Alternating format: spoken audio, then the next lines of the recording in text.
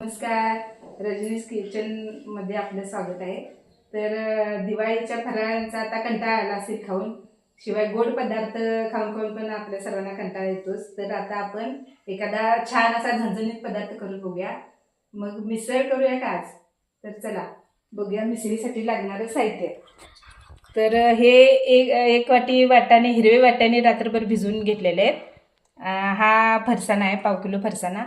हा साधा ब्रेड आहे, आपण बनपाव पण वापरू शकता किंवा असा पाव वापरू शकता. हे आलं लसूण आहे, लसणाच्या 7-8 पाकळ्या, आलं एक अर्धा इंच, 1 वाटी कांदा आहे, 1 वाटी टोमॅटो, थोडी कोथिंबीर, अर्धा वाटी खोबरे, अर्धा चमचा गरम मसाला, 1 चमचा धने पावडर, लाल तिखट एक 6 चमचे घेतलेले आहे, 5 ते 6 चमचे, आणि अर्धा वाटी जिरे पावडर घेतलेलं आहे. हे लोणी आहे ब्रेडला लावायसाठी, आपण बटर पण वापरू शकता. आणि हे फोडणीसाठी तेल घेतलेलं आहे. हे वाटाणे आता आपण चांगले शिजवून घेऊया, 5-6 शिट्ट्या देऊन शिजवून घेऊया. आणि मग तोपर्यंत हे शिजेपर्यंत आपण मसाला भाजून घेऊया, काय काय लागतोय तो. आता आपण एक एक साहित्य भाजून घेऊया. कांदा पहिला भाजला पाहिजे, तर तेल गरम झालेलं आहे, तर कांदा भाजायला टाकूया आपण. चांगला थोडाफार हा खरपूसच लालसर होईपर्यंत भाजायचा. आणि तो लालसर भाजत आला की मग त्याच्यात कांदा टाकायचा, हे टोमॅटो टाकायचा त्याच्यामध्ये, आणि टोमॅटो ते दोन्ही एकत्र भाजत ठेवायचं. थोडं भाजलं पाहिजे. लालसर कांदा झाल्यावरच त्याच्यात टोमॅटो टाकायचा. तोपर्यंत इकडे आपण वाटाणे उकडायला ठेवलेले आहेत शिजायला. 7-8 शिट्ट्या देऊन ते चांगलं शिजवून घ्यायचं. जास्त पण गिर शिजवायचं नाही आहे, थोडंसं घट्टच ठेवायचे वाटाणे, म्हणजे त्याचं फक्त टेस्ट त्याच्यात उतरली पाहिजे वाटाण्याची. आता आपण हे टोमॅटो ह्याच्यात भाजायला टाकूया एक वाटीवर.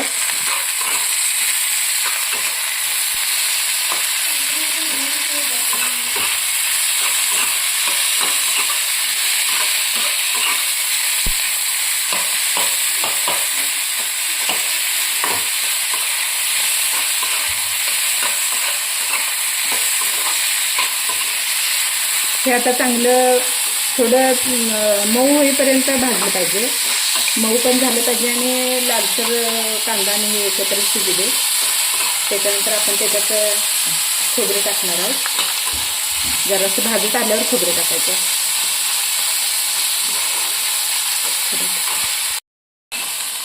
आता हा कांदा आणि टोमॅटो चांगला व्यवस्थित भाजत आलेला आहे, भाजलेलंच आहे, थोडंसं लालसर झालं आहे. आता ह्याच्यात आपण खोबरं टाकायचं. खोबरं पण थोडा वेळ भाजून घ्यायचं. ओलं असलं तरी चालतंय, वाळलेलं असलं तरी चालतंय.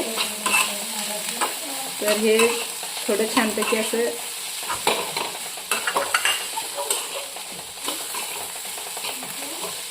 सारखं हलवत राहायचं, नाही तर ते खोबरे खाली लागते. तर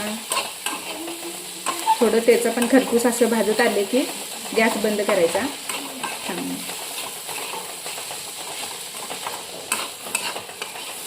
खोबरं पण छान खरपूस भाजलं पाहिजे, म्हणजे त्याची टेस्ट एक छान वेगळी येते.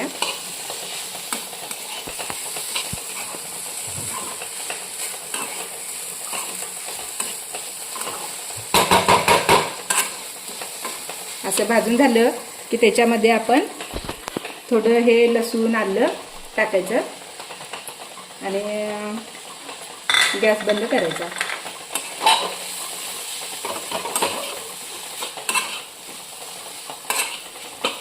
हे मिश्रण थोडा वेळ थंड झाले की आपण त्याच्यामध्ये कोथिंबीर टाकून मिक्सरला बारीक करून घ्यायचं आहे.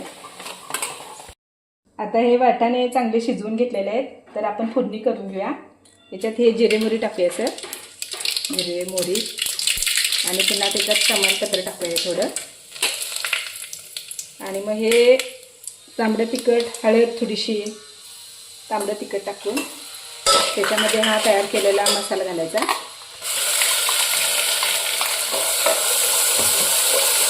आणि चांगलं तेलात तिखट टाकले की चांगला तवंग येतो, म्हणून तेलात टाकायचं. आणि मग हा मसाला एक 5 मिनटं चांगला भाजून घ्यायचा अशा पद्धतीनं.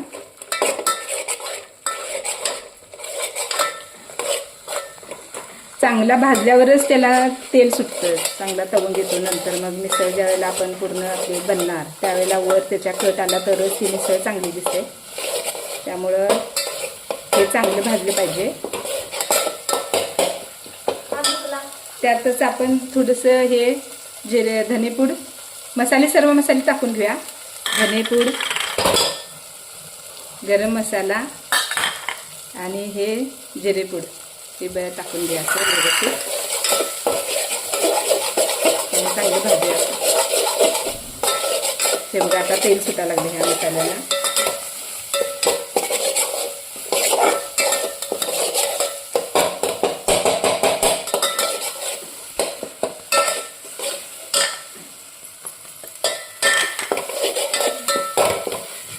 तेल व्यवस्थित म्हणजे 1-2 डाव तेल टाकलं की चांगला कट येतो. म्हणून आपण सर्व फोडणी व्यवस्थित केली पाहिजे, सर्व मसाले व्यवस्थित भाजले पाहिजेत, तरच त्याला खमंग असा झणझणीत असा टेस्ट येणार त्याला झणझणीत अशी. आता हे चांगलं भाजलेलं आहे. आता हा मसाला छानपैकी भाजत आलाय, झालाय भाजून, तेल सुटाले. आता हे आपण फक्त हे वाटाण्याचं पाणी ह्याच्यात ओतायचं आहे.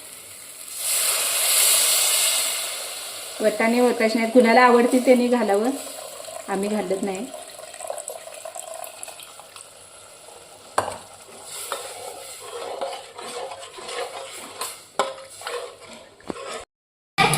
तर आपण आता हे वाटाणे वगैरे हे करून पाणी घातलेलं आहे. हे मसाल्याचं पाणी वगैरे धुवून टाकायचं. शिळ्या वाटाण्याचं पण थोडं थोडं पाणी असं त्याच्यात धुवून टाकलं चालते. आणि जेवढं आपल्याला पाहिजे तेवढं तुम्ही पाणी वाढवा.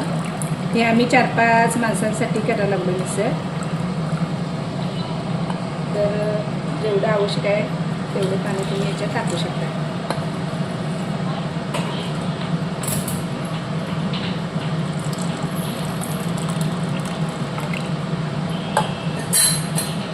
आणि चवीनुसार मीठ त्याच्यामध्ये टाकायचं आहे.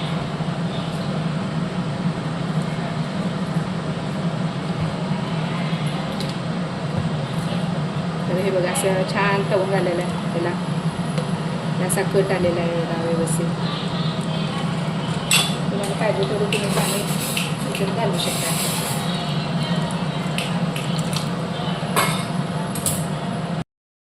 आमटी तयार झालेली आहे, छान ह्याला तवंग आलेला आहे असा. तर ही आता आपण खाण्यासाठी ताटामध्ये सर्व करून घेऊया. तर हा फरसाण आम्ही जय भवानीचा तिखट झणझणीत फरसाण वापरतो. फरसाण जितका चांगला असेल तितकं तुमची मिसळ चांगली होणार. तर ह्याच्यावर असं घालून घ्या. हे छान कट आलेला आहे ह्याला. ह्याच्यावर त्याला कांद्यानं सजवा, कांदा कोथिंबीर घालून सजवा. परत हा लिंबू थोडा पिळून त्याच्यावर खायला देताना घ्यायचं. आणि हे ब्रेड आम्ही लोणी लावून छान भाजून घेतले आहेत. आम्ही कच्चे ब्रेड खात नाही, टेस्टी पण लागत नाही कच्चे ब्रेड. तर भाजून घेतलेल्या ब्रेडची टेस्ट वेगळीच असते. त्यामुळं असे ब्रेड भाजून घ्या.